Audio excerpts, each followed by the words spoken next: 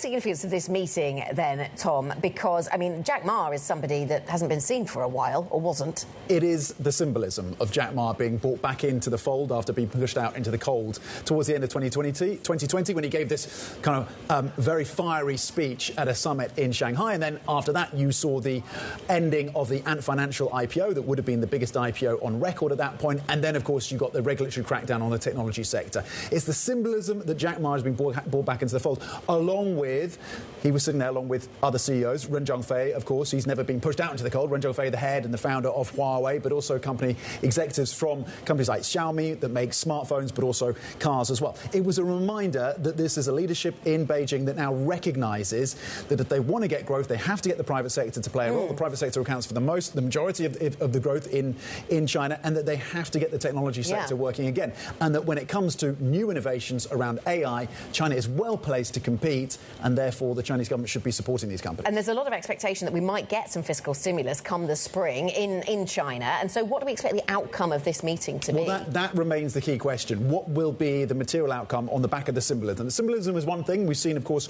rip-roaring gains year to date for those Chinese tech stocks, largely as a result of that AI development.